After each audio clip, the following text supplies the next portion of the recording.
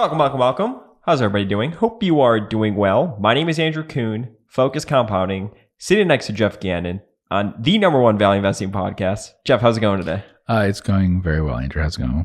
It's going great. It's going great with everybody else as well. Did you forget to finish your sentence? That's to say with you? Yeah. That's always the thing I say? Okay. If this is the first time you're tuning in with us, I want you to do me a favor. Go to, if you don't have an iPhone, go buy an iPhone. Open it up, go to the podcast app, give us 5 stars. If you're listening to us on Spotify, give us 5 stars. We appreciate all the support. It goes a long way for us.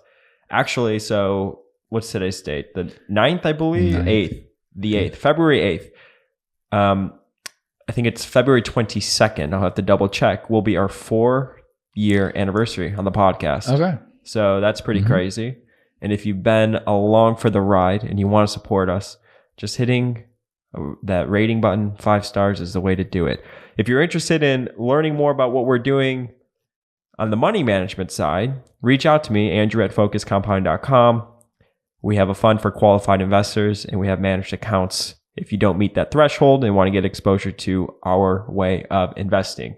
So in today's podcast, we are going to be doing a snap judgment podcast.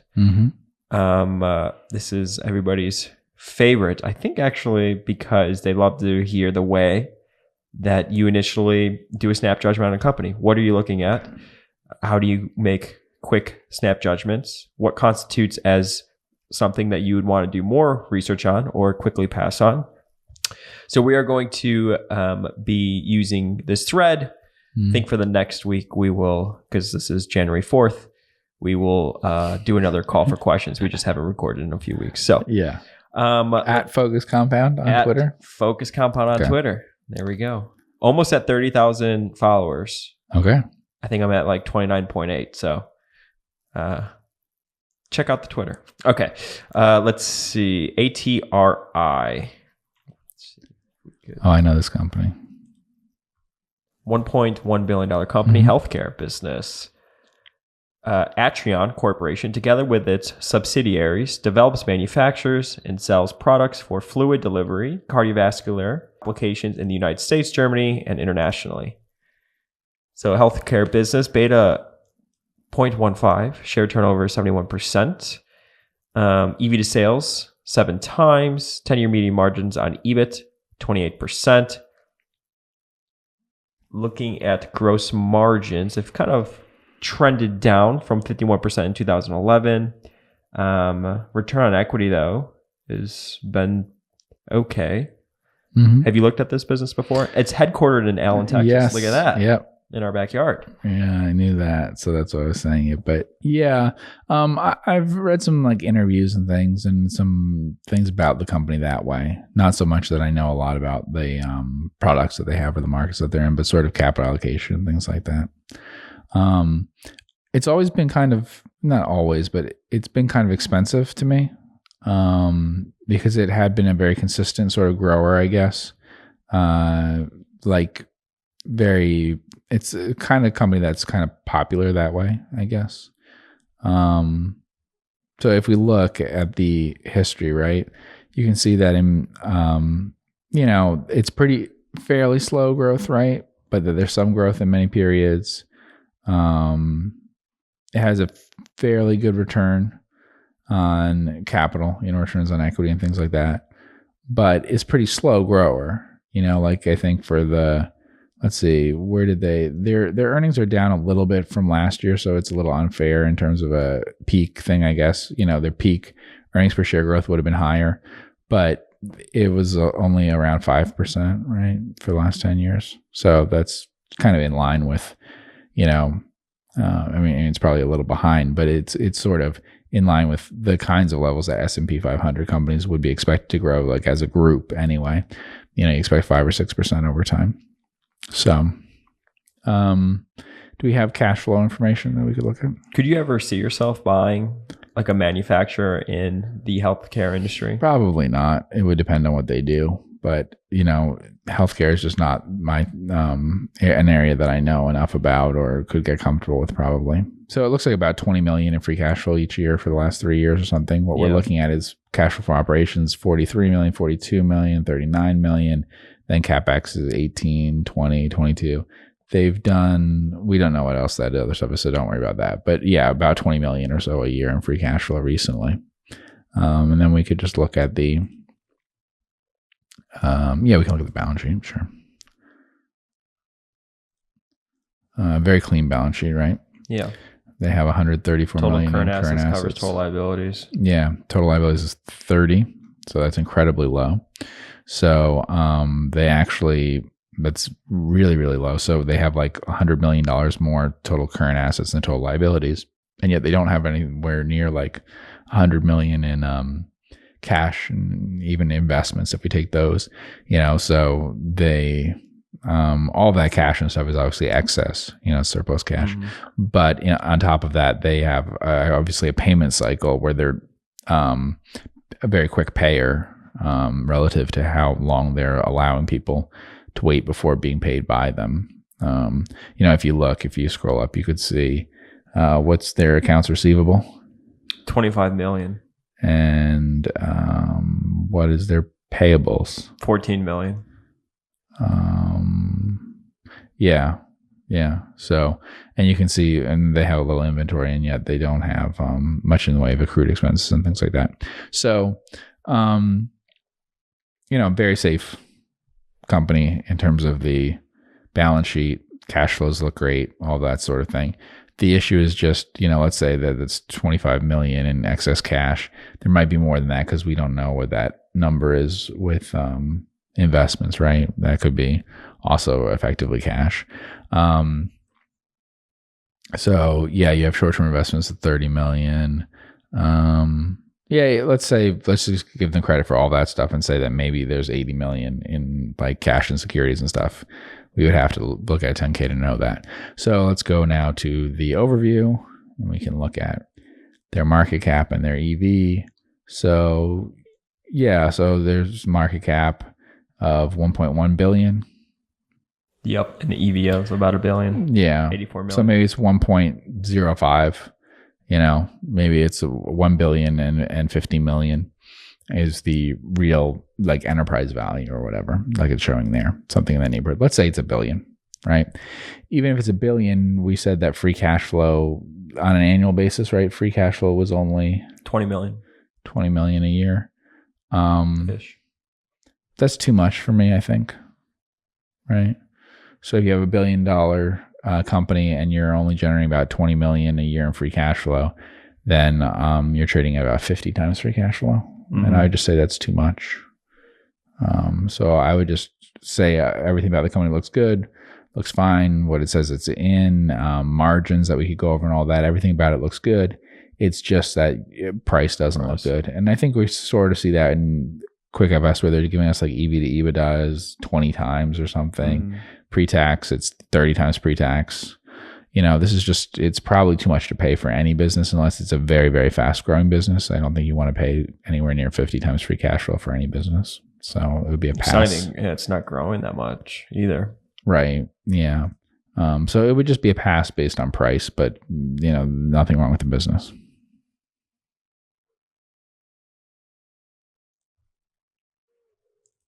Let's look at FLR. Fleur Corporation provides engineering, procurement, construction, fabrication, and modularization, operation, maintenance, and asset integrity, and project management services worldwide. Market cap about 3 billion, EV 1.9 billion. Okay. And where is it located? Texas. Irving. Yeah. I'm noticing a theme here. Yeah. So let's see with annual. Did they give some sort of description and talking about it and stuff in the Twitter? No. He just put the... No. Actually, I'm sorry. It's a turnaround, multiple assets up for sale.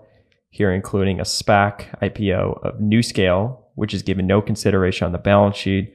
The restructuring appears to have been successful, and I think the business will normalize back to historic levels of profitability. I'm going to show my ignorance here of this. Is NewScale a modular nuclear power project?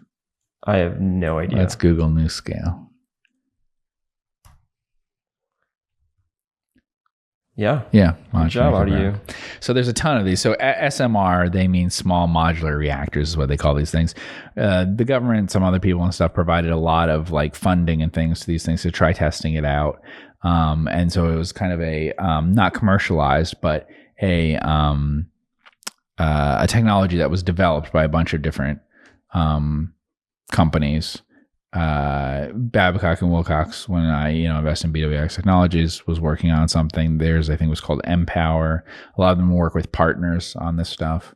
So let's see, with the description on Twitter, he said that for sale, including a SPAC IPO of NewScale. Okay. Yeah. So, but there's a lot of them. So I just want to warn people, a lot of different companies, a lot of different engineering companies got involved together with usually partnering with someone else, usually partner someone who knows something about nuclear technology stuff, and you partner with some more general engineering thing. And there's a lot of them, and maybe one of them will become a dominant design and stuff, but a lot of, all the others will probably, never make any money. Bwx Technologies decided to shut down that business. And it was because they made the decision in, let's say it was, I don't know, pretend they made the decision in 2015 or something like that. They would have made the decision because I think at the time they said that any production things would be in the early 2020s at the best. There wouldn't be any revenue coming in meaningfully for probably 10 years from when they were working on it. And then it just didn't make sense from an economic perspective for that reason, I think, is what they decided. And the same things could hold true for lots of companies even today. So it's, highly speculative stuff. But obviously they could do something with it, and then you would make money from that, from the asset sales and everything. It has a pattern of results, which is not all over the place. Yeah. Gross margins. It's all over the place. Operating margins. So gross margin is obviously incredibly low. I think that's because of the way that QuickFS is calculating stuff, which is fine. But if you're doing engineering type work for some of these things, I think that's why you end up with very, very low looking gross margins. Because if we look, well, there is a gap. So it's not like they're counting operating and gross as exactly the same, but pretty close. So that's sort of the issue that you have here. Let's focus in on operating margin, because it's not really fair to compare them to like gross margin like you would a manufacturer. So operating margin still bounces around quite a bit. But the one that, so what's the average? About 3% that it has there, which is pretty cheap considering the EV to sales, right? And the price to sales. 0.1. 0.1, 0.2. That's fine with having an EBIT margin of around 3%. And actually free cash flow generation has been close to, not bad. It's a good conversion. If you convert 2/3 of EBIT into free cash flow, that's pretty good. It does look not expensive, and if they are selling some things off, then certainly that could be attractive. If we look at the long-term return on invested capital, if you just look at that graph, what's it been? Yeah, I mean, it's okay. It has very few years, right? Very recently it has. But if we look over a full 20-year period, there's a huge number of years in which it's earned, say, 10% or more. We might want to look at the cash flow things. Yeah. Let's see so what has it been like recently? It's usually pretty lumpy for companies like this. It's declined a lot too. Mm-hmm. Yeah.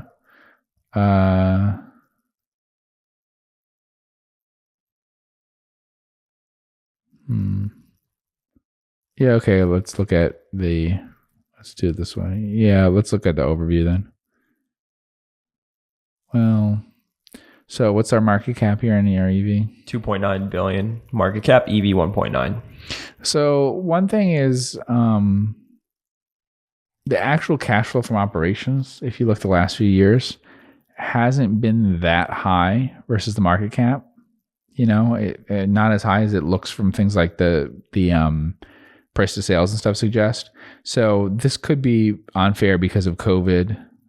maybe, or something like that. See, they did have very high numbers in 2016, 2017, but if we just look at the last 3 years, for instance, and often I just look at the last three, we're talking about cash flow from operations that's only 150 to 220, and then on top of that, they've had sales, stock comp that's like 30 million or something. So that really shouldn't be counted as money that's really available for shareholders.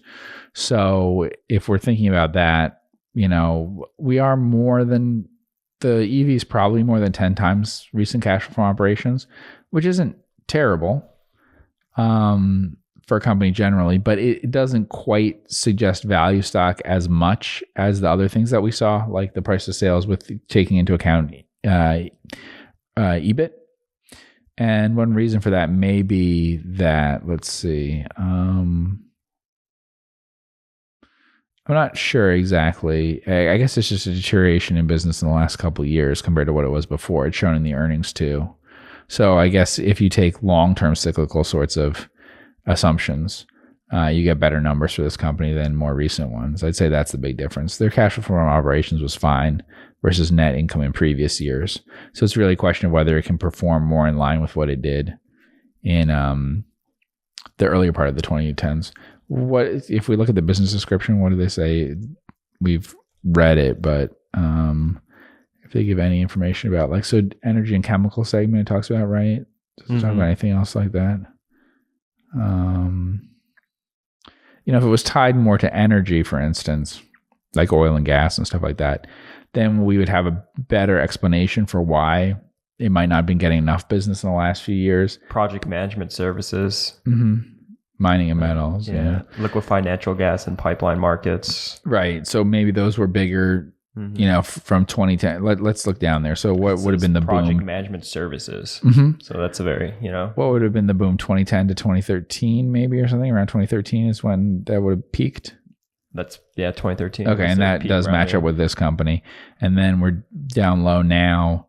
There's not a huge amount of CapEx and stuff going on in energy right now, but obviously energy prices are really strong, and so if there is stuff tied to energy, then maybe it will recover more in the future. On the other hand, maybe that's unrealistic, the numbers it had 10 years ago. We don't have numbers from before that. We'd have return on capital numbers, but we'd have to download the Excel file and stuff they have in QuickFS to see numbers from 20 years ago to give a better idea of the cyclicality. It seems like it's cyclical, probably pretty cheap. And if it is changing things and stuff, then you should read up on what it's selling off, what management's capital allocation decisions are and stuff. I'd mostly be looking at how cyclical it is and how much that drove results in the past and everything and now. And if this is a particularly bad time in the cycle, then maybe this is a good time to buy the stock, Yeah. So I have 3 stocks written down with a bunch of stars because I did not want to forget about them, because these are actually the 3 most common ones that people will DM or just tweet at me, and we haven't gone over them recently. One of them is Turning Point Brands. Then we got PM and MO. So we could go over tobacco industry. So tobacco is what people want to hear about. Correct. Yeah. All right. So we could go over Turning Point Brands first. We've done work on the company before. Together with its subsidiaries, manufactures, markets, and distributes branded consumer products. The company operates through 3 segments: Zigzag Products, Stoker's Products, and New Gen Products. So Stoker's being chewing tobacco, Zigzag if you want to roll your own cigarettes or other stuff. Marijuana, yeah. And New Gen Products was that vape, I'm assuming. Yeah. Current PE, 13 times. EV to free cash flow, about 18 times. EV to sales, 2.1 times. 10-year median margins on EBIT, 19.3%. I think this stock is actually sold off a bit. Okay. I'd love to look at it really quick. There we go. No. So still above, I guess, COVID. It's just pulled back a little bit. So here we are. Well, it's pulled back a lot recently. From the 52 right, high. right. So if we're talking about from 52 high and stuff like that, so I guess people, would see that. It is not, however, cheaper now than it was before COVID. We can look at, correct. Yeah, okay. Yeah. I mean, I don't know on a multiple basis. We can see what type of business they've done. Yeah. We looked at this company, 3 years ago? Probably something like that. 2019. 2018. It's interesting. It's often been kind of a reasonable price. It kind of fits everything that you would look for. Yeah. Except, you mean quantitatively? Quantitatively. Yeah. But then how much do I know about what's going to change about marijuana stuff with Zigzag, right? So they have different, just there's a lot going on in that industry now, right? And maybe different distribution channels and stuff. They had an advantage before that would have been easier for me to figure out in that they had distribution of the product. Is it now going to be more acceptable and widely, are we going to see more marijuana related products and accessories and things in all sorts of different places? And if we are, then does that affect things like rolling paper and stuff being in one place where there weren't a lot of different options for it? And obviously people can also buy things over the internet and all that too, but I don't think that we'll see. But I would think that wide availability of other things would be the main problem for that one. But previously I would have said that Zigzag is a good brand with good distribution stuff, and I would have thought pretty good long-term type results you could expect from it. And if I was going to invest in something that's tied to marijuana and stuff, that would be the one I would it be to invest in something like a rolling paper thing, not like any of these companies that are involved in growing and stuff like that. Picks and struggles, or the picks and trouble, Yeah, and it's already established, in people's minds and stuff. So with not a lot of other options. Now you've said, I think we said, I don't know if we did last time we talked about this, whatever. There are other alternatives that are probably selling a bunch, like, what is it, Raw or something? Is that what they use? Yeah. And so I'd say most places now you probably see the two next to each other there. Maybe there's some other options sometimes, but so, that's what's going on with that company. Stoker's is a value tub type brand. Sold in the country and stuff like that, for chewing tobacco, and it's probably taking market share over time. I think there's things where you can track that, and in recent years it's probably taking market share. And if you were going to be in some sort of part of the tobacco industry, that would probably be one you'd want to be in. I would say is that part of it in terms of price, and that part of it in terms of what the product is. And then vape is, I've watched this company, what it's doing with vape and all that. It's just so far outside of what I understand and can follow and everything. The developments there are very fast, and everybody's been buying different things, and it's very unsettled in terms of how that product's going to be distributed, who's going to use it, what are going to be successful in terms of brands and things. So I feel like that's a very different part of the business, and yet it's an important part of the business if you look at it and read the presentations and everything. And a lot of the capital allocation may go in that direction. So easier to evaluate the Zigzag and Stoker's things, obviously. We can look at the price in terms of we have EBITDA and stuff like that, but probably cash flow from operations. It has a meaningful amount of debt usually, right? Usually has. Let's see what about now. Yeah, we could go quarterly. Yeah, $414 million long-term debt. Yeah, $7 million short-term debt. Okay, and what do we have in terms of cash and stuff like that? $131 million. Yeah. Good. Okay, so I mean, plenty liquid and stuff. Like I would like it. Just is using debt as a permanent part of its capital structure. Obviously very low CapEx needs, although they've been doing acquisitions, which a lot of that is, like we said, related to the vape stuff. But naturally, the company doesn't otherwise need a lot of CapEx or anything like that other than those acquisitions. And, they've had, we had 20, 30, I mean, I'm taking out stock comp and things in this, but, 20 something, 30 something, and then 50 something in terms of free cash flow in the last few years, probably. So if we look at the overview, we could get an idea versus price to free cash flow. So on a leverage basis, that's pretty reasonable, right? I don't know if we're talking about exactly 13 times or something. Their most recent, there they say, well, they don't have price to free cash flow here, but they have EV to free cash flow. But yeah, sub 13 times or something. So very reasonable that's sort of the PE of the stock. And what does the PE say? The PE says 13. 13. So the price to free cash flow and the PE are probably pretty similar. So on a leverage basis, you're talking about a stock around 13 or something.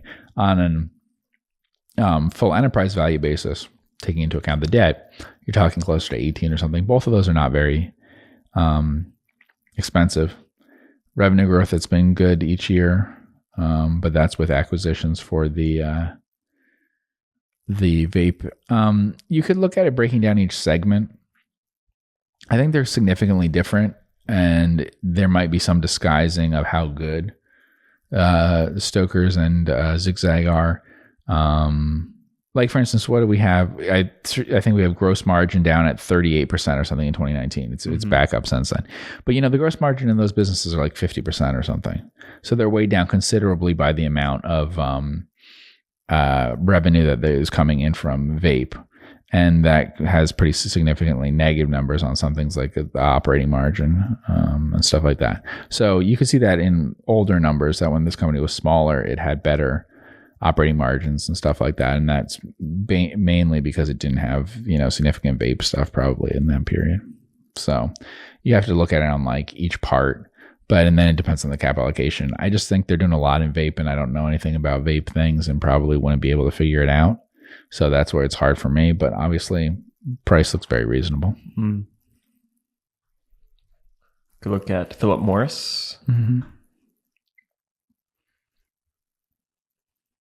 $161 billion market cap, EV of 182 billion, EV to sales 6 times, 10-year median margins 40%.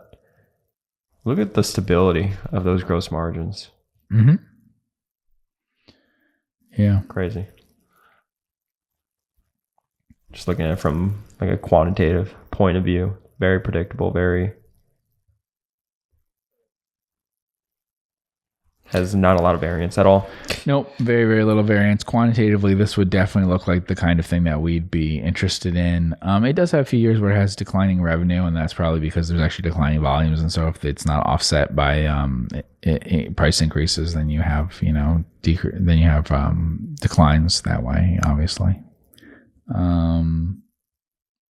Although, let's see. Revenue's gone from 31 billion in 2011 to 28.6 today. Yeah. Yeah, I mean, that is the issue. I would say, these things have been very, very stable, tobacco companies this way, but cigarette companies. But I would say I like to see revenue increase each year a little bit, gross profit increase a little bit, operating profit increase a little bit. If any one of those things aren't increasing, I like to look into why that is and figure it out.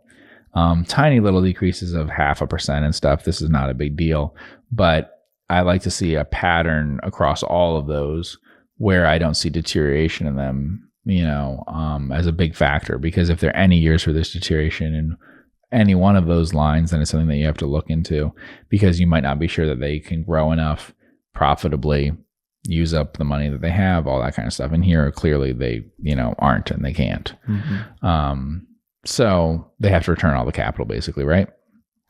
Yeah, we could look at cash flow statement. Yeah, they basically do that, dividends. So they cash flow from operations, call it, 9.5 billion over the past 3 years. And in 2018, they returned 6.8 billion. In 2019, 7.1 billion. 2020, 7.3 billion. Yeah, basically just paying it all out in dividends. Yeah. So do they buy back stock? They have not since 2015. All right. And then if we look at balance sheet, or, we can just look at the EV. What do we have in terms of like long-term debt? 25.7 billion. And pension as well, 4 billion. Then what do we have in terms of cash? 4.4 billion. Okay. So if we look at the overview, again, we can see what the situation is in terms of they have negative equity. Yeah.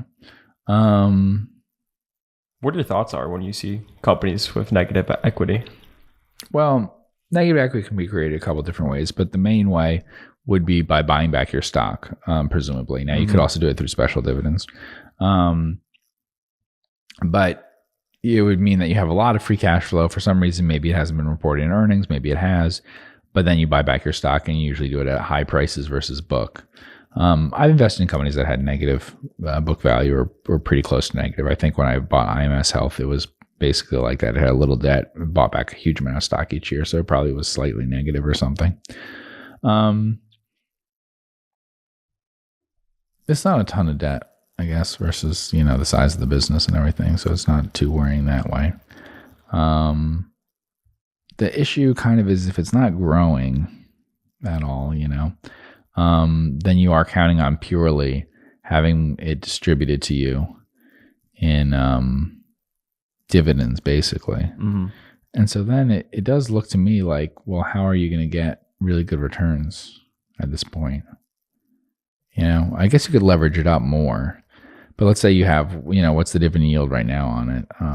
You could see the dividends per share down there was what, $4.74? Yeah. Yeah. And what's our stock price today? $103. Yeah. So, 5%. That seems really not sufficient, because there's no growth attached to right. it. If you're not growing, if you wanted to, it does have EPS growth of 3% here. And maybe the dividend's been growing by that much. So if we add that to it, if that really were to happen, then you have like an 8% type return, which is at the bottom end of what the stock market's returned long term, probably 8 to 10. So you'd want a higher dividend yield or higher growth, one or the other. Of course, maybe with inflation and stuff in the future, it'll be easier for them to have increases in that kind of stuff. It might be, I don't know. But it seems a little expensive to me if it's not going to grow at all. The bigger thing for me always is like I worry about the riskiness of something that's not growing at all. They obviously have a good system in place to deal with the fact that they know that they're not growing and not to do other things and to, have good returns on capital and all of that. So they don't seem to have a lot of risks the way that most companies would when they're not growing, which is that they pursue all sorts of things they shouldn't. But it does seem, it does seem like you're taking too much risk for that kind of yield, and that's all that you're getting instead of some other form of upside. Though I can see why people would be interested in it for the yield. And if for some reason you feel that you really need income or something, then I guess it's a nice alternative versus bonds and things like that. But, you can always own something and sell it to live off the capital gain instead of, actually collecting income. You don't need to collect income. You can kind of create your own. Altria. Could be the last one that we looked at. EV to free cash flow 14 times, but $92 billion market cap, $114 billion EV, kind of similar situation. Well, revenue's 2.4% over the past 10 years. Gross margins, phenomenal. Operating margins, phenomenal. Let's see what they've done in the cash flow statement. Yeah, very similar. They pay dividends and also buy back some stock as well. Right. And so let's look at their dividend situation. Oops. So in 2021, $3.52 for dividends on a $50 stock. Okay. So we're talking close to 7% or something like that. That's good. Revenue growth is 2.5%, but EPS has come down a little bit. Some other numbers have grown by more. They've had some growth in some things recently. You could see how you could get to a 10% return or something, I guess. There's not a lot of upside, though, that I'm seeing, unless, there's something that they could get a lot of growth from somewhere else. So you are, taking some risk. These things have debt on them. They have some risk of things going wrong for returns that seem in line with like long-term returns in stocks at best, at the bottom end of that, Now you could say stocks are really expensive right now, and this is, this isn't. So I'm being pushed into this by the fact that I can't get other stocks. at more reasonable prices. So even though these prices don't look particularly low to me versus the long-term history of the stock market, maybe they look pretty good versus other stocks today, and that's what matters. And that might be true. I think the return prospects here are maybe pretty certain, but they're pretty low. If we're talking about making, like in this case, maybe 8% a year or something like that, you are taking some risk that doesn't happen. So 8% with a significant, if you're not going to make more than 8, 9, 10% in something, and you have risks, then I don't know. That's kind of a low return to take for having meaningful risk, in a business. You're taking the equity here. So it's just the price doesn't really seem low enough to me, would be what I would say. But of course, the price isn't too bad. People would say, well, it's 10 times EBITDA and stuff. These are pretty good prices. But if you don't grow at all, you kind of need really good prices. Mm-hmm. You honestly need more like 10 times or 9 times or something earnings, than 10 times EBITDA. If something doesn't grow at all, you probably want the PE to be in the single digits. And that's a PE that's leveraged too. If you get like an unleveraged, that is the company having no debt at all, and you got a PE of 9 with no debt or something, then it gets to be a really interesting stock probably, even if it doesn't grow. But if you have a double-digit PE plus you have debt and everything, I don't know. There's just probably a lot of other stocks that you could find that you could get similar returns to what these seem priced to offer, which are high single-digit type returns. That, it seems hard to imagine them getting much better than that. They haven't even really been buying back their stock recently, right? They've been paying dividends. Mm-hmm. They bought back a little bit of stock, but mainly dividends. Yeah. Oh, well, they did buy back stock. Yeah. In 2021. Okay, so they basically just stopped it for COVID. Mm-hmm. All right. Do you have Vector Group? Right, Vector is makes cigarettes as well. You know the ticker? That should be the one. Yep. So this company. Oh, that's wrong. It has market cap and EV is the same. Yeah, that's incorrect. Yeah, no, that's not gonna be right. No. This might be Vector. The data is incorrect. Yeah, I just think that the data is incorrect. Do you have the business description? It says tobacco. Manufactures and sells cigarettes in the United States. But it's also involved in, isn't New York City real estate stuff? Yeah. Mm-hmm. So, yeah, this is the company I was thinking of. So if you want a smaller company that's involved in tobacco stuff, this is one of the ones that was a smaller cigarette brand, and has gone into doing other things and stuff. So what did they do? Did they take their cigarette business and use the cash flow from that to go into other businesses like real estate? Mm-hmm. I think that has a lot to do with who's in control of the company and stuff like that, like who's involved with it and things of that nature is my guess, because they kind of cross over in terms of real estate stuff with having taken this company. Then you see what the free cash flow situation is there, right? Mm-hmm. So, and then they're very heavy on debt. I don't know why it's not capturing that in Quick FS stuff. Let's see if we can see it here. So I just wanted to 1.4 billion. Right. So it's 1.4 billion in debt, but it also has a large amount of cash, right? Yeah. Yeah. Does it have short-term debt? Yeah, 13 billion. So you have 900 million in net debt, right? Mm-hmm. Or no, they have short-term investments too. 155 million. Okay. So actually we're talking about 750 million, let's say, something like that. They have some capital leases, but let's say 750. So now let's go to the overview.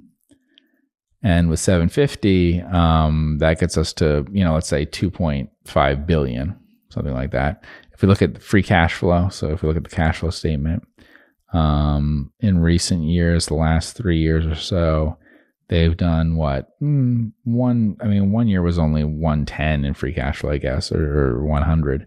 But some of the others were 150 and better than 250. So, 100 to 250. 250 would be 10 times free cash flow. It's not that different than some of the other businesses on that, but that's on a on leverage basis. So this company is very leveraged. Mm-hmm. But I'm saying if we compare it to the EV, I think last year they probably, and probably this year we'll see, will produce about 1/10 of EV. And so, of course, because a bunch of their capital structure is debt, that means that you'll get over a 10% free cash flow yield on a leverage basis. They unfortunately have not bought back stock, right? They have not, no. And they issued issue shares. Shares. I don't know what the deal is with that. So they've paid off some debt recently, but I think historically they haven't showed any tendency to pay off debt. They build at least as much on. They pay pretty large dividends, right? Mm-hmm. So although it's not huge compared to their free cash flow recently, but yeah. Oh, they cut it for COVID, I guess. They had been paying a higher dividend. Yeah. So let's go to the overview and see what their dividend was and what it is now. So call it like $1.40 a share. Is what it was. And then it's 80 cents now. Yeah. On $11 stock. Yeah. Yeah. But at least you're getting some growth with it. Well, I also think, so I don't know all the details on this. You'd have to read the presentation and learn more about cigarette stuff. I think that they have a value brand strategy. So I believe they are definitely a much weaker brand than what we were just looking at. So this is not a brand that has the strength of a Marlboro or something, but I think they may try to have volume gains at times by undercutting on price and things like that. So you could look at that. And then it's also involved in other things, like they said, although I don't know how significant that is. I don't know. I mean, we look at more overlooked stocks sometimes. I wouldn't necessarily recommend this one, but if you like the things that you saw with other cigarette companies and you think, oh, I really like a lot of leverage, I really like a lot of dividends, this has that, and the price is not, this is in some ways a more extreme example. What kind of real estate do they do? Real estate sales and marketing, title insurance, services to real estate buyers and financial institutions. Yeah, I don't want to say too much about it without buildings, knowing because I don't know all the details off the top of my head, but I've read some things about another business some of these people are associated with who are involved with this one. And I think it's like basically brokerage type stuff in New York City. They seem to be very involved with New York City real estate. And from what I remember looking at it, there's some connections between some people on the board and New York City real estate stuff. And that's probably the reason for it. But I don't know all the details. I don't know all the details about the history of this company since the 90s and stuff.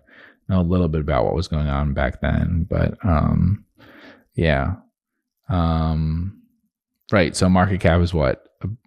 About the same as it was 10 years ago? Yeah. Or something in that neighborhood. Ish. But they paid a bunch of dividends, I guess, right? Mm-hmm. Yeah. I mean, their payout ratio allegedly, right, is over 100% all the time. Yeah. In terms of their enterprise and in terms of their reported earnings per share, but it's not necessarily all that high versus their free cash flow. Although pretty much, let's see.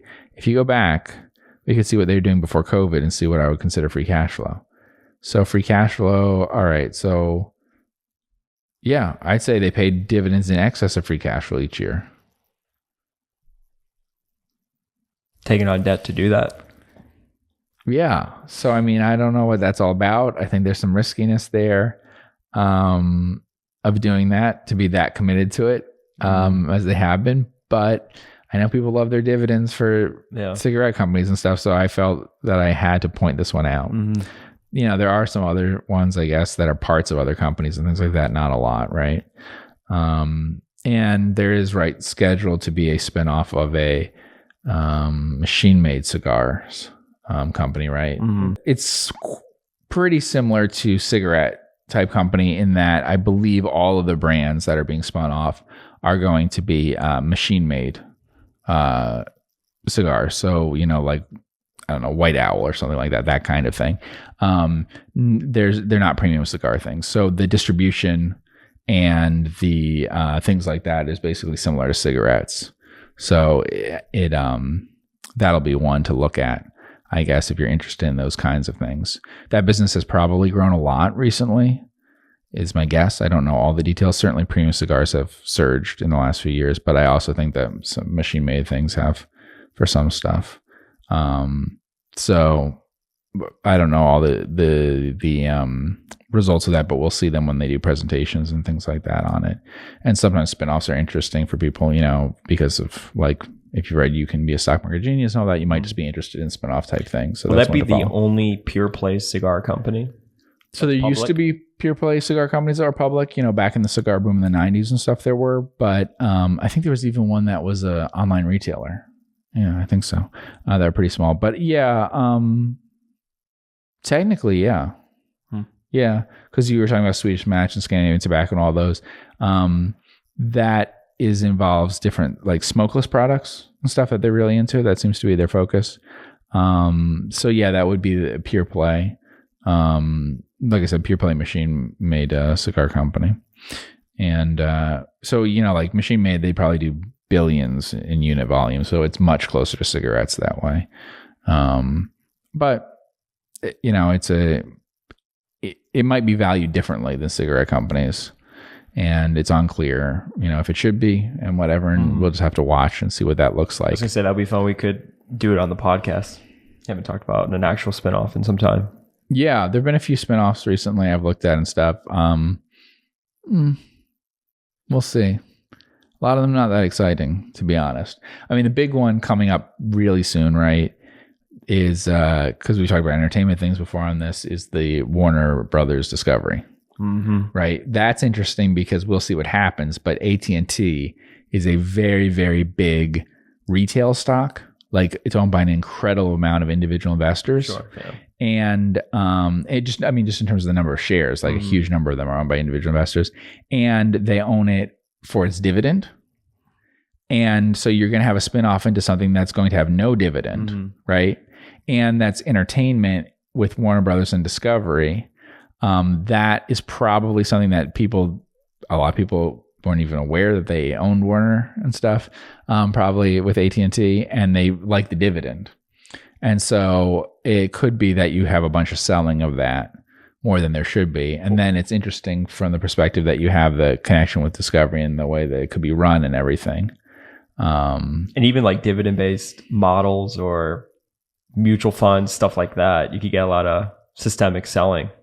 Yeah, and it's also interesting what the attitudes are about things, because I remember reading some article and they said, and of course Warner Discovery, or Discovery Warner, or whatever they're going to call it, it will have a lot of debt and stuff. And I thought it was funny because we could put in AT&T so people could see this. I don't know if people realize this because it has a high dividend and stuff.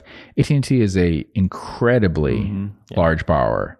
For a non-financial company, it has it's got to be one of the biggest that there is in the US and stuff. There just aren't many companies that borrow this much. $152 billion. Right. And long-term debt. Short-term debt, $25.8 billion. Right.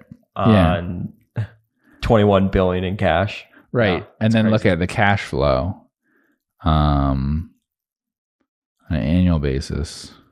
Right. Yeah. $41 billion. So, we're talking about gross debt levels that are, you need 4 years to generate enough cash from operations for it.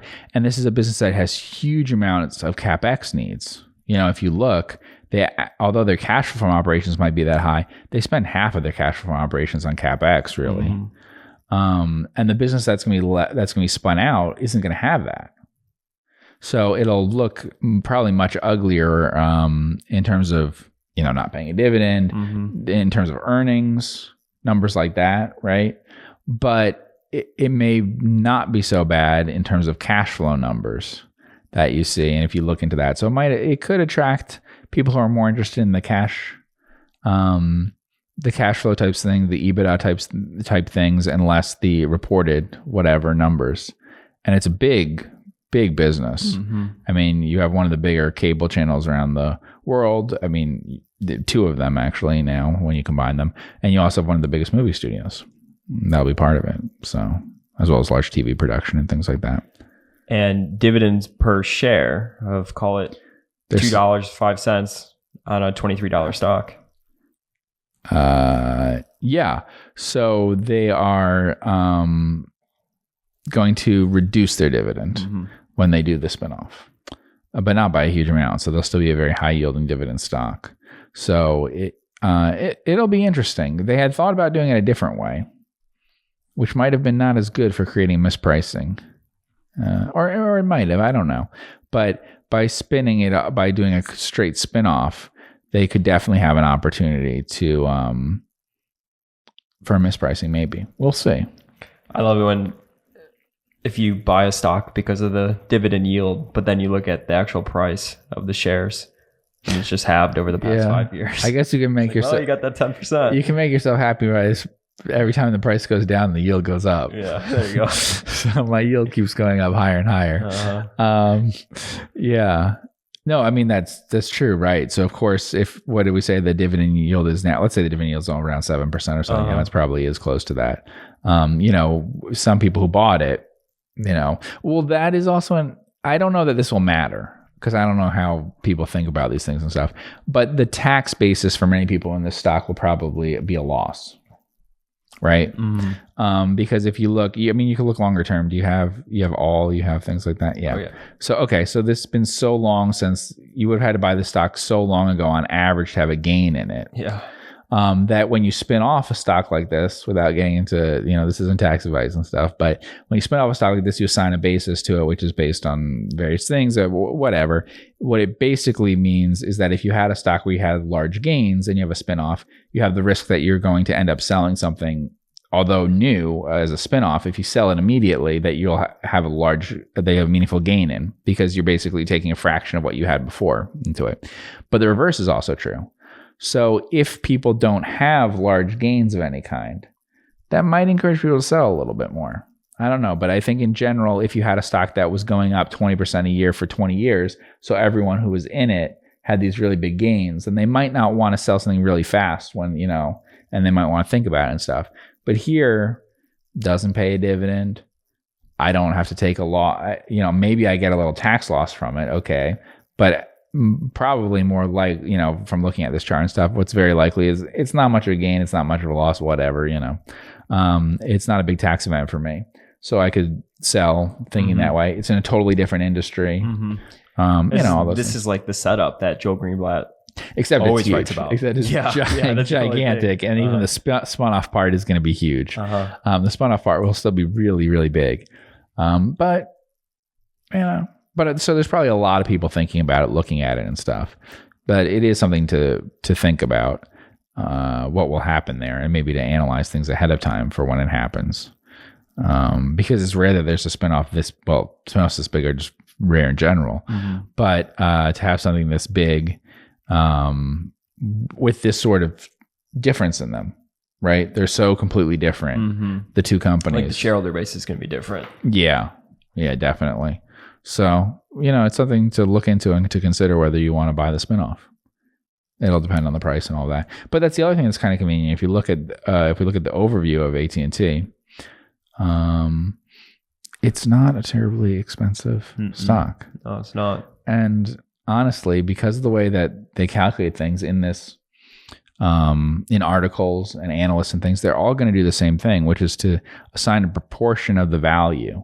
So how much value do I assign to AT&T? How much value do I assign to the spinoff? And of course, the spun-off company plus the parent together, they're going to say have to equal whatever the market value of the stock was on the day it was spun off. That's how they think. They're not going to say, well, once they spin off, the combined package is worth more. They never say that. Mm-hmm. So they basically are going to figure out how much is AT&T worth and how much is Warner worth, and then that's going to be how they think about what the HV priced at and stuff. Now, it is different because it's basically being bought by another company and all of that here, so it's not just being spun out. They're combining it. So that's the part that's a little different. But in general, a problem with a lot of spinoffs lately has been the companies they're spinning out of have not been very cheap. And it's much better if it's an underperforming company for a while that's much cheaper as a stock and everything. And I think a big problem for a bunch of the spinoffs I've looked at is simply that they were spinning out of a company that was just doing too well. The price was too high. And so when you spin out, they assign a portion of that to the company that spun out. And if you had really high multiples on the other stock, it's hard to have it suddenly drop by a huge amount on the part that's spun out. Yeah, and this is the opposite, right, with the current valuation. Right? We're talking about values in terms of price to book that are this is a value stock. This is probably in, things that look at that in terms of a single digit PE, right? EV price to book around 12 times. Yeah. Dividend yield that's high. It's a giant company. So I wouldn't think that there are opportunities in giant spinoffs like this, but if there were, this seems like a one to look at. Maybe one of them. I haven't seen another one that's as interesting this way. Got it. Cool. Well, I want to thank everybody so much for tuning in with the both of us. Hit that subscribe button wherever you are listening, watching, or viewing. Follow me on Twitter at Focus Compound. That's the best place to get everything that we put out into the universe. If you are interested in our money management services, reach out to me, Andrew at FocusCompounding.com. You could also go to the Invest With Us tab at FocusCompounding.com. I want to thank everybody so much for all the support. Thanks for tuning in with us, and we will see you in the next podcast.